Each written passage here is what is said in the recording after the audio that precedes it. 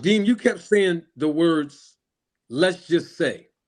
Let's just say that Crawford's with Victor Conti. Let's just say that Crawford's on the snack program. Let's just say. Well, we don't have to let's just say because it's not an assumption. It is a fact. And the thing about it is that's raising more suspicion. It has nothing to do with manager Marty. I want to be clear on this. Yeah, I'm getting the credit for it because I'm talking about it and people are asking me about it. But this don't have nothing to do with manager Marty. What it has something to do with is this. Terrence Crawford already had all of the skill sets in place as far as him being a world champion skilled fighter way before he went over to the snack program. He goes over to the snack program with all of the skill sets and being a world champion before he went to the snack program. I'm not talking about no other program, no other supplements, no other workout regimen, no other nutritional program. I ain't talking about none of that. I'm being specific about the snack program. When Terrence Crawford went to the snack program, 3 years prior to him going to the snack program, he actually witnessed, just like each and every last one of us witnessed, that a guy by the name of Willie Monroe Jr. tested positive for a banned substance while he was on the snack program back in 2018. That did not concern Crawford or his team. They still went over there. Even though Crawford had all of the skill sets that we know he had, and of course the commitment level it takes to be a world champion of how he took care of his body outside the ring, he still went over to the snack program. Now, he goes over to the snack program.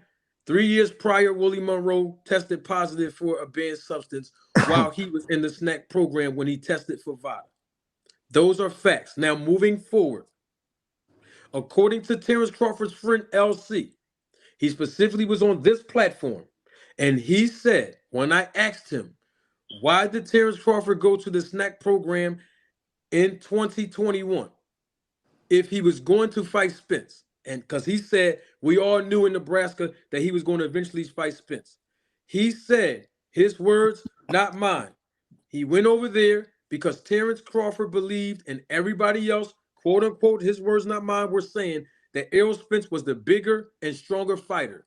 And that's why he went over there to the snack program, because he said, LC said this, not me. I can roll the tape again. He said he don't need no snack to beat no Sean Porter. Because when he went over to the snack program, a few months after that is when he fought Sean Porter. So he said he don't need no snack to beat no Sean Porter. So in essence, he was saying that he obviously believed that he needed snack to beat Errol Spence. Now, moving forward from there, even remember, I start bringing the snack up 3 days after the fight. But what I did not know, what none of us knew on this panel, everybody watching me live, and those that are watching the replay of this live, and even spies that are watching me right now did not know, that on August the 18th, there was a Netflix documentary that was produced and published and aired on the 18th of August. It was called The Hall of Shame, where it talked about Victor Conti's resurgence and his rise to the top from 1984 until he was indicted in the year of 2003, I believe. It talked about all of the fighters that one fighter that he worked with was Devin Haney at the end, but they did not talk about Sugar Shane Mosley. They didn't say that in the Netflix documentary, but all the athletes, that's what I meant to say. They discussed all of the athletes that Victor Conti worked with. He was himself talking about it. It wasn't like nobody was reading the script. Victor Conti himself was talking about the athletes that he worked with. And he talked about all of the things that these athletes did when they were with him, being on the calendar, all of those things. Tim Montgomery himself, an athlete that broke world records, just like all the other athletes that Victor Conti was working with, they all broke world records. Tim Montgomery said himself that Victor Conti made a living off of the products because people was under the assumption that all the athletes that was working with the snack program back then, they were under the assumption that Victor Conti was giving them the very supplements that he was selling for them to enhance their performance, when in all actuality, behind the scenes, he never gave them not one piece of any of the supplements or any of the things he was selling in stores, GMC, and even online. He was actually giving them the steroids. Victor Conte himself confirmed that the steroids that he was giving those athletes were HGH, EPO, insulin, and then of course he created the substance of the cream and the clear to make those performance enhancement drugs undetectable when they tested, including Barry Bonds. Every time they tested for a random style, Olympic style drug testing, their testing always came back negative, even though they really was technically positive with steroids in their system.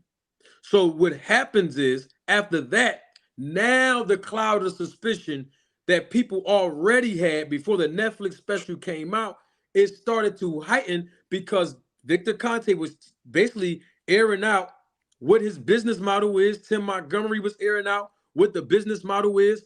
And not only that, but Victor Conte said himself that branding is how he wins. Well, we see what he means by that, because back in those days, and he's doing the same thing now, where he allows the athletes to promote his snack brand by wearing the shirts, wearing the hats, wearing the paraphernalia to brand and market the product.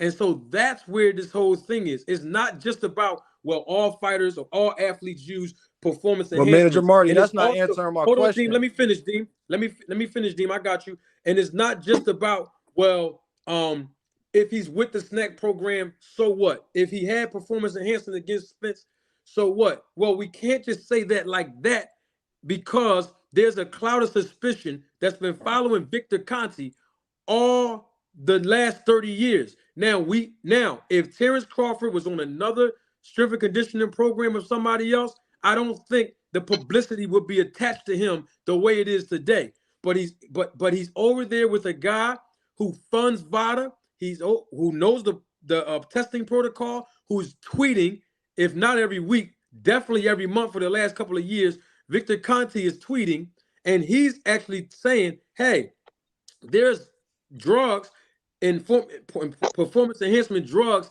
that the most stringent testing of VADA won't be able to detect. He's saying it out loud. He's naming the actual drugs. He said they're powerful and undetectable. These are the words of Victor Conte. Victor Conte is tweeting a lot of things that's helping people arouse their own suspicion, even on top of all of the facts that I just said. I get that. But that still don't answer my...